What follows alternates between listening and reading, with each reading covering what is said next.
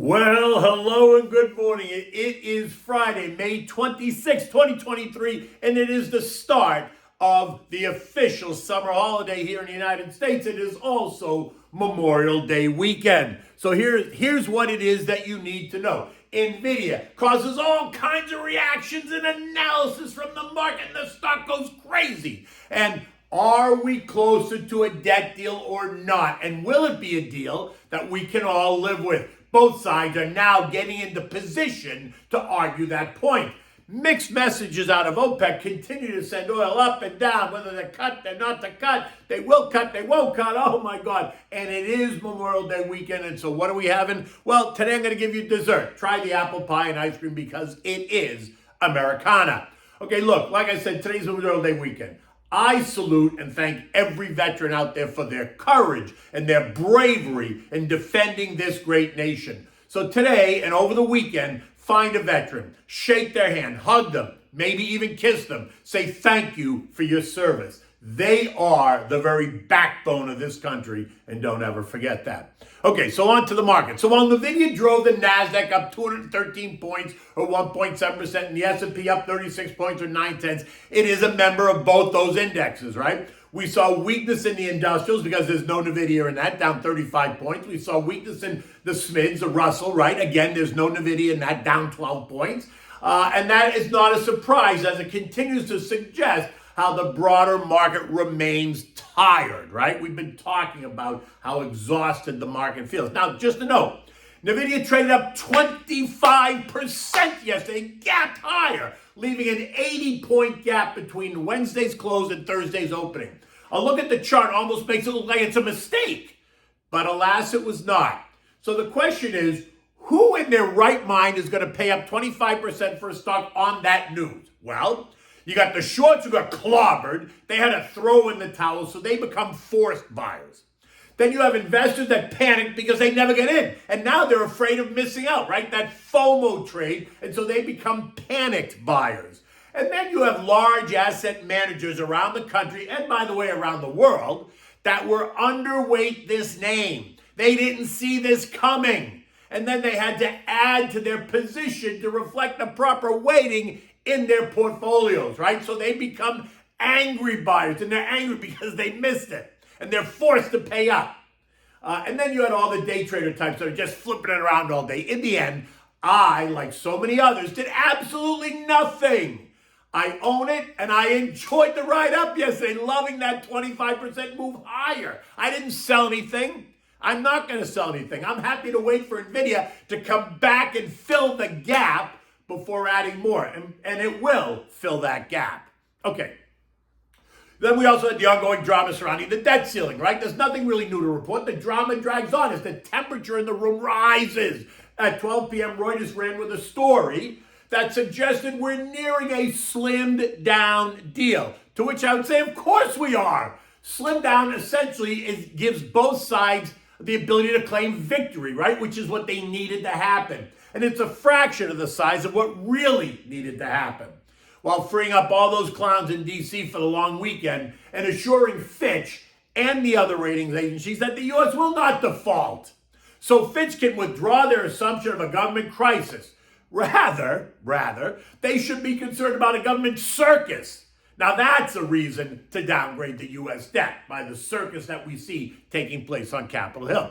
This morning, the headlines again are telling that while it's not done, we are close to a deal, right? So the headline, debt deal takes shape to raise the limit, cap spending for 2 years. Okay, the article goes on to say that the two sides have narrowed their differences, yet the final accord is still a mystery.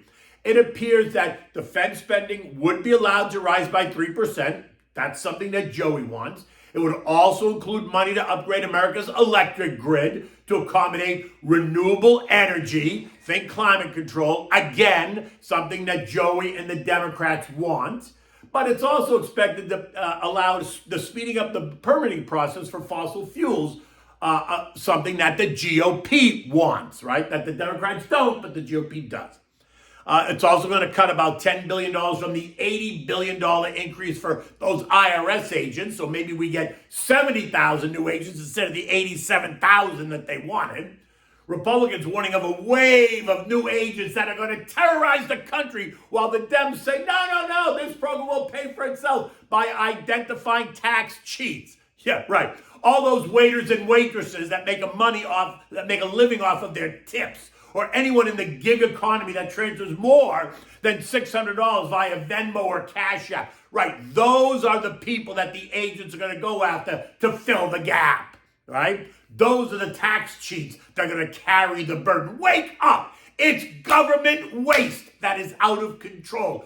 Period, the end. I would love to get a look at all the waste. I would love to. Go draw lines right through it all. But we can already see pressure from both sides as the news leaks, right? House conservatives are now penning a letter to Kevy telling him to hold firm, while House Minority Leader Hakeem Jeffries tells us that putting more work requirements around federal aid like food stamps is anti-American, and that all the GOP is trying to do is crash the economy.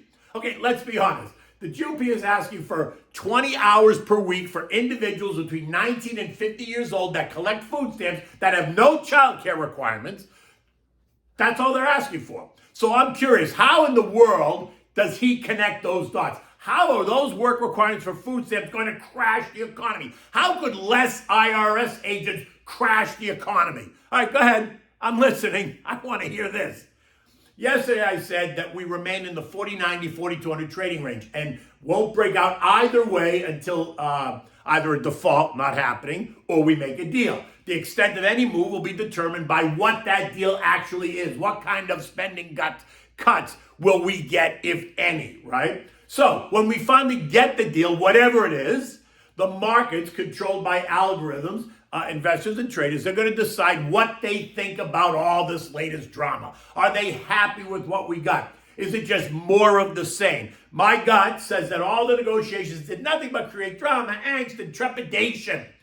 The ceiling is going to get raised. We knew that all along, and we're going to spend more money than we even estimate today. Who is kidding who?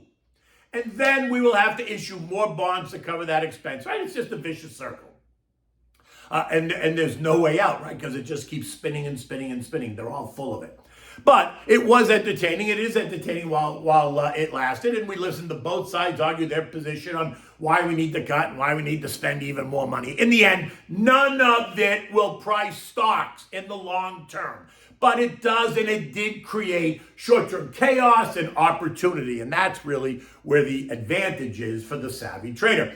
Economic data yesterday revealed that initial jobless claims fell. Continuing claims fell. The first quarter GDP was revised higher at up 1.3%, up from 1.1%. And all that means is that traders and algos should recognize that the Fed is not pivoting at all. And while they might pause next month, the door is wide open to higher rates in July. The data does not support a rate cut. And the sooner they accept it, then the better off they will be, right? Because they need to get that idea of a rate cut off the table. Look, while the Nvidia news was a great surprise, it was Wednesday night surprise, which is essentially history now. So now let's focus or refocus on the reasons why the market may stumble in the months ahead. Look, interest rates are not going lower. In fact, I think they go higher still. Global economic growth is weakening. Yesterday, we learned that Germany is now in a technical recession, right? Full year 2023 earnings continue to be revised lower, with the exception of Nvidia. The market's trading at 18 times earnings, which is a bit elevated in a 6% rate environment. Notice I said 6% rate environment because that is where I think it could ultimately go. And that is what will cause the market to test lower, because the market's not expecting that, right? Not a disaster, but lower still. Now, you know me, I'm thinking the 3,800 level, which is like an 8% move down from here, but still well within the normal trading band. Mikey Wilson, again, at Morgan Stanley is calling for S&P 3000. That's a 27% move down. While those fellows over at JP Morgan are calling for 3,600, a 13% move lower from here. So there it is. Those are your choices. Okay. The members of Congress have all left D.C. to make sure that they get home before today. But Kevin did tell them, be careful, you better be able to return on Sunday, which suggests that a deal is only hours away. I can't wait to see how the airlines perform this weekend. What's the bet? Good, bad, or ugly? I say ugly because that's what it is. They've even told us themselves it's going to be ugly. Speaking of the airlines, though, investors did take the sector higher yesterday, right? The Jets ETF was up 1.2%. I guess those investors are betting on a good outcome, even as the airlines warn us of impending problems all the way through Christmas.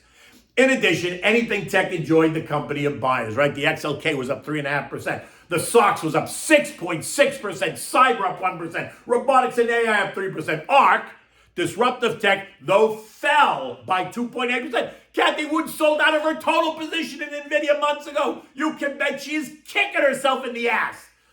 Because I guess Nvidia wasn't disruptive enough for her fund. I bet she regrets that. Anyway, maybe she was one of the buyers yesterday. Possibly.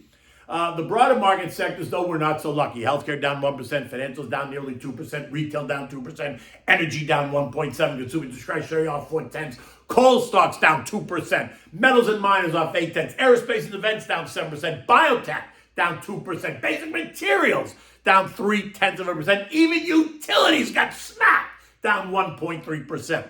Now, today's a big economic day, but will anybody be at their desk to even listen or react? At 8:30 a.m., we're going to get hit with personal income, personal spending, expected to be up 0.4 and 0.5 respectively. We're also getting the Fed's favored inflation gauge, the personal consumption expenditure, year over year, and that's expected to come in 4.3%, which is a touch higher than last month. Think sticky. In the core PCE, year over year, of plus 4.6%, in line with last month. Again, think sticky because it's not moving lower. We're also going to get retail inventories up 0.2, durable goods down 1%. And then at 10 a.m., we're going to hear from the University of Michigan sentiment survey coming in at supposedly 58, along with 1- and 5-year inflation expectations, right? 1 year expected to be 4.5%. Hello, sticky. And 5 years out, investors expect 3.1% inflation. So I asked, where's the 2% number? 8 years out? U.S. futures this morning are a bit weaker. Now they've turned positive. Dow futures were down 60, S&Ps were down 6, NASDAQ was up 3, and the Russell's down 5. They've all turned slightly positive now as I make this recording. Expect to see volumes decline, though, today as many exit the room ahead of the long holiday weekend. Treasury yields across the board rose yesterday as the debt deal drags on. The shorter end of the curve reacting the most as they would be the first ones at risk. T-bills maturing on June 8th are yielding 6.48%. June 13th, 5.9%. June 27th, 5.4%. You see the yield drops a bit as we move out the curve on the assumption is that we get a deal, right? Bills maturing in early July are yielding 4.4%. And as for the 2s and 10s, they're yielding 4.5% and 3.8% respectively.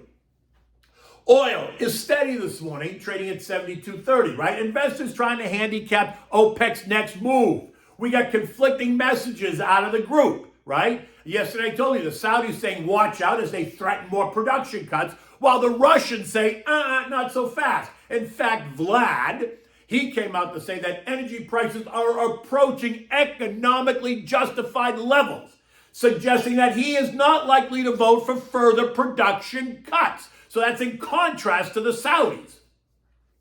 In addition, a stronger dollar is helping to hold the line, while renewed expectations of weaker global demand is putting some pressure on the asset, right? Think the latest German economic data that puts that country into a technical recession, along with ongoing concerns about the China rebound.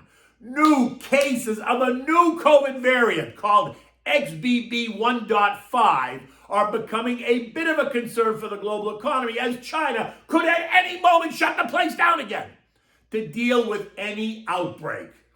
Whatever. I mean, listen, don't even get me started on that. Gold fell by $25 yesterday on the overwhelming expectation of a dead deal, along with the realization that the Fed is going to remain hawkish, and that will cause the dollar to rally, putting pressure on gold. This morning, gold is trading up, though, $10 at $1,970 an ounce. Now, I thought that the trend line at 1972 was going to hold, but it did not. which now puts us in the 1880, which is long-term support, and the 2000 resistance range. Yesterday, I said that we would not see it break either way until we get clarity on the debt talks as well as clarity on the Fed's next move. And it appears now that at least gold traders think we're getting both, right? A done deal, although not the one we expected, and a more aggressive Fed, again, not what the market had been pricing in. European markets this morning are lower at 6:30 this morning. Markets across the continent were all down between 1/10 and 0.6%. I think Spain was the biggest loser of the group. The S&P closed yesterday at 4151, right? Up 36 points. The trend line support now is at 4090. And as predicted, the Nvidia report said both the S&P and the NASDAQ higher yesterday. Not a surprise. That euphoria, though, will soon wear off. And investors will have to refocus on the broader economy. We remain in that 4090, 4200 trading range. And when we get a deal, the market will react. The extent of any move is going to be determined by what the deal actually is and what kind of spending cuts we got. And will the Senate just okay this and pass this on to Joey's desk? Because that's still unclear. In any event, you know me, it's not difficult. Stick to the plan. Step away today. Don't make emotional decisions. This too shall pass. Know what you own and then why you own it. Continue to do the dollar cost averaging thing on the monthly basis or quarterly basis and reinvest those dividends right into those same stocks as until you need it as income. Or take the dividends and start reallocating into new names if you want. But if you like the stocks you own, I think you'd want to build a bigger position. But that's me. You do you. Okay, so what are we having for dinner? It's not really dinner, it's dessert. I haven't given you dessert in a while, so this is homemade apple pie and vanilla ice cream because what's more American than that? And then this is Memorial Day weekend, so it's a perfect dessert to have with your burgers and your sausages and your pastas, whatever else you have. For this, you need 1 box of the Pillsbury pie crust. Yeah, it's just easier, right? Go to the store, buy it. 6 cups of thinly sliced, peeled, golden, delicious apples. 3/4 cup of sugar. 2 tablespoons of all-purpose flour, 1/4 teaspoon of salt, 1/8 teaspoon of nutmeg, 3/4 teaspoon of cinnamon, and 1 tablespoon of fresh squeezed lemon juice. Heat your oven to 425 degrees to get it ready. Now in a large bowl, you're going to mix the apples, the cinnamon, the nutmeg, the salt, the flour, the sugar, and the lemon juice. Mix it, toss it, coat it, now set it aside. Unroll one of the crusts and place it in an ungreased 9-inch glass pie plate, pressing firmly against the side and the bottom so that there's no air bubbles. Now, spoon the apple mixture into the crust. Now, unroll the second crust and put it on top of the pie, wrapping the excess top of the crust around the edges, right? Sealing it together with your fingers like this so you make that pretty ribbon type look, right? Cut slits in the top of the dough just to let the air escape. Bake this to about 60 minutes until the crust is golden brown. So anyway, 40 to 60 minutes depending on your oven, right? You know your oven better than I do. Remove it, let it cool for at least 2 hours so that the inside gets firm before serving. Now, make sure you go out and you buy enough vanilla ice cream to go around because there's nothing better than apple pie and vanilla ice cream, especially on Memorial Day. So like I said, find a veteran today, hug them, kiss them, shake their hand, say thank you to them for what they do for you, for me, and for this country. Until Tuesday, Monday's a holiday, until Tuesday, have a great time and take good care.